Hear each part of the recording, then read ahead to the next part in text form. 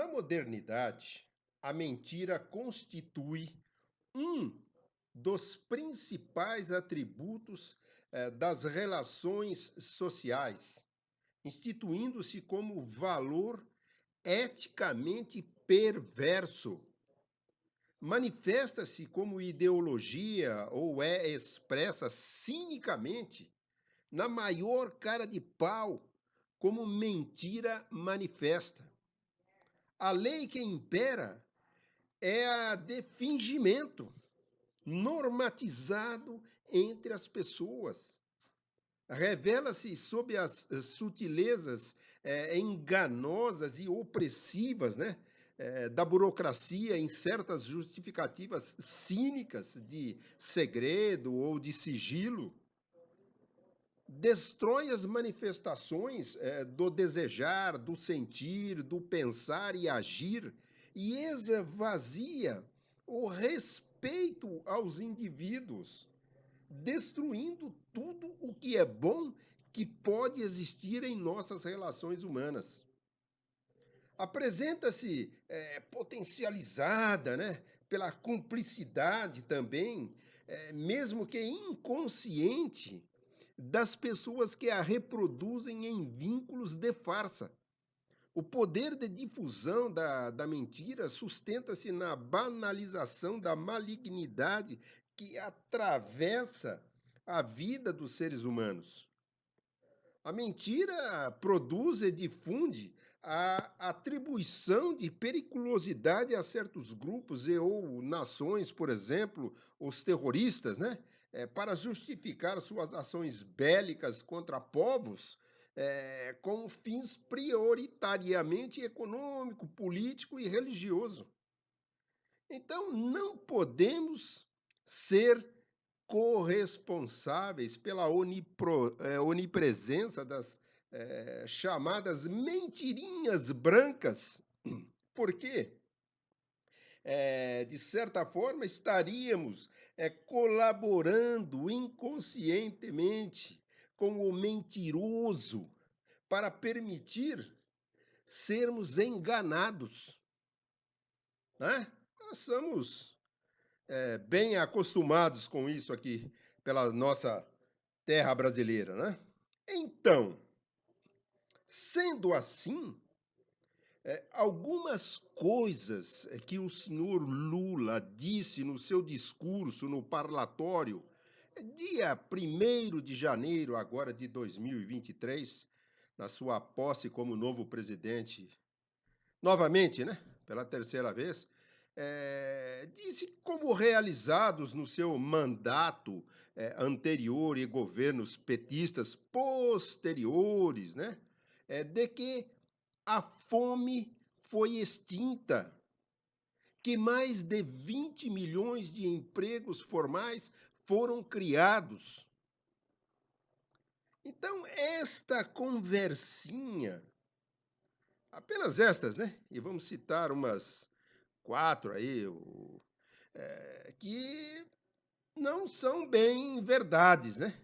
É uma conversinha que tem erros e imprecisões que podemos até considerar como um caso de fake news que deve ser rapidamente contestado com a difusão da verdade na mesma proporção, né? Vejamos. Olhem na tela.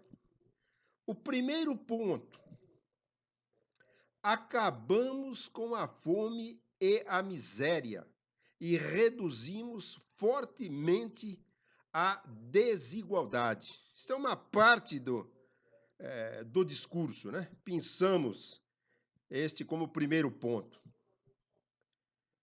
O que vemos? O Brasil não acabou com a fome nos mandatos de Lula e tampouco da dona Dilma e do seu Temer. Em nenhum momento da série histórica da pesquisa do IBGE, Instituto Brasileiro de Geografia e Estatística, sobre insegurança alimentar, iniciada em 2004, o país deixou de registrar milhões de pessoas na categoria grave, CEGRAVE, que é a que considera de fato a fome. O Brasil deixou este mapa da fome da ONU, Organização das Nações Unidas, em 2014. O que não significa que o país deixou de registrar pessoas com insegurança alimentar grave. Durante o governo do ex-presidente, agora recentemente saído, né? Fugido, vamos assim dizer, né? O senhor Bolsonaro, do PL, o Brasil voltou ao mapa da fome e o inquérito nacional sobre insegurança alimentar no contexto da pandemia de Covid-19 da rede Pensan indicou que 33,1 milhões de pessoas não têm garantido o que comer. Sobre a miséria, embora tenha de fato caído durante os governos petistas, o Brasil também nunca deixou de registrar pessoas em situação de extrema pobreza, ou seja, com menos de US$ 1,90 de renda por dia. Como vem falar aí que acabou com a fome?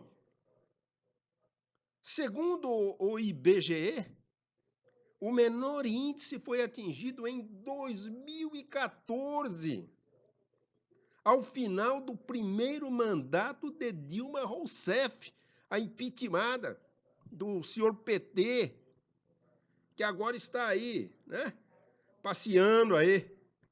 Então, com 9,033 milhões de pessoas em extrema pobreza.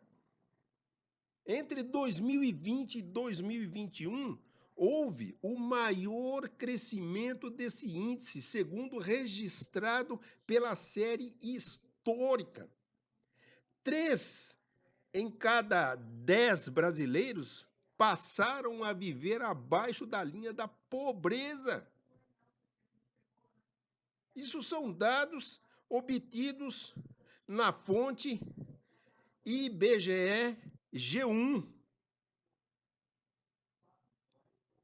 Agora vamos passar para o segundo ponto dito nesse discurso de posse, né? Também pensado parte dele. Geramos mais de 20 milhões de empregos com carteira assinada e todos os direitos associados. De acordo com os dados da RAIS, que é o Anuário Estatístico da Relação Anual das Informações Sociais, em 2002, um ano antes de Lula ocupar a presidência, o país tinha 28,6 milhões de empregos formais. Já em 2015, último ano completo de Dilma Rousseff, do PT, a impeachmentada, no poder, esse número era de 48 milhões. Nos 14 anos, vamos assim, considerando o Temer, né, de governo petistas, portanto, foram criados 19,4 milhões de empregos de carteira assinada e não mais de 20 milhões, como disse o senhor Lula. Se levarmos em consideração apenas os anos Lula 2003 a 2010, o saldo foi de 15,4 milhões, segundo a mesma base de dados, que é a fonte do MTE. Aos fatos, né? O terceiro ponto, fizemos superávit final todos os anos, eliminamos a dívida externa. A declaração só é verdadeira se Lula estiver se referindo aos seus 8 anos de mandato. De fato, entre 2003 e 2010, o resultado das contas públicas foi superavitário, quando as receitas superam as despesas, né? Em todos os anos. No entanto, o presidente costuma misturar, né, em seus discursos, dados econômicos que incluem o governo Dilma Rousseff, PT aí impeachmentada. Neste caso, a alegação de Lula estaria incorreta, já que o déficit fiscal se iniciou em 2014, durante o governo da petista e perdura até hoje. Dados obtidos na fonte Tesouro Transparente. O quarto ponto é reduzimos a dívida interna a quase metade do que era anteriormente. A dívida interna do país, que consiste no total de dinheiro que o governo pede emprestado a credores brasileiros quando faltam recursos para executar as despesas previstas no ano, cresceu durante os governos do PT. Coisa bem-vindo. Aí pega um incompetente 4 anos depois que eles saíram. Tá aí a desgraça feita, né? Então, em 2002, ano anterior ao primeiro mandato de Lula, a dívida interna líquida do governo federal e do Banco Central era de 1,2 trilhão de reais em valores corrigidos pelo IPCA, o que correspondia a 24,4% do PIB, Produto Interno do Brasil. Em 2015, último ano completo de Dilma Rousseff, a que foi impeachmentada no poder, a dívida chegou a 3 trilhões de reais, ou seja, 35,5% do PIB, do Produto Interno Brasileiro.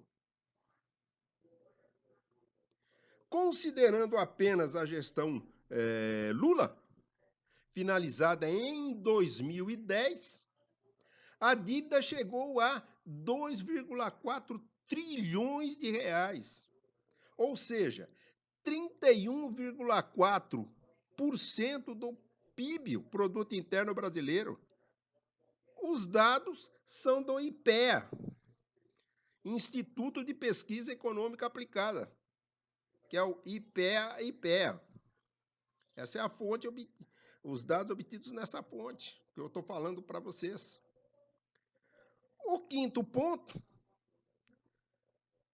tomamos medidas concretas para conter as mudanças climáticas e reduzimos o desmatamento da Amazônia em mais de 80%. O percentual de redução do desmatamento na Amazônia, citado por Lula, é maior do que o verificado no monitoramento do INPE, que é o Instituto Nacional de Pesquisas Espaciais, que andou aí meio, né, para ser bonzinho, desativado nos últimos 4 anos.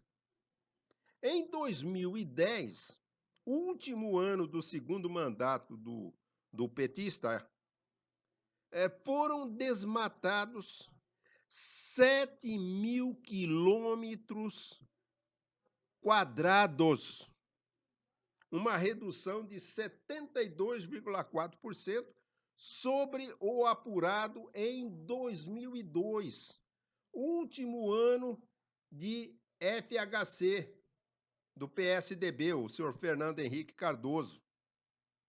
Se for considerado o período de Dilma Rousseff, a impeachmentada, no poder, o recuo é ainda menor. Em 2015, último ano completo da petista, o desmatamento caiu 71,3%. Naquele ano, o indicador voltou a apresentar tendência de crescimento, o que gerou críticas de ambientalistas como Marina Silva do Rede, agora anunciada por Lula como atual ministra do Meio Ambiente. Tudo isso que falei a respeito disso, como fonte, o INPE e a EBC. Então, meus amigos, como dissemos lá anteriormente, né, no início dessa nossa conversa, nós não podemos, então, acreditar nessas conversinhas, não deixar passar batido. Temos que pesquisar, verificar se realmente esses caras estão falando a verdade. Então, em muitos momentos, eles têm nos passado ou tentar passar essa conversinha, né, com erros grassos e imprecisões para enganar a maioria dos eleitores, dos brasileiros e brasileiras, que não têm, talvez, a oportunidade, né, de terem maiores conhecimentos a respeito da situação, de acompanhar, para evitar cair no conto do vigário, na conversinha do, né? Eu sou o bonzinho, eu sou o salvador. Vamos com calma, né? Vamos tranquilo e acompanhar este governo. Torcemos para que, né, melhore alguma coisa, mas pelo início aí parece que em algumas coisas aí vão tentar nos passar a perna novamente, né? Até a nossa próxima conversa.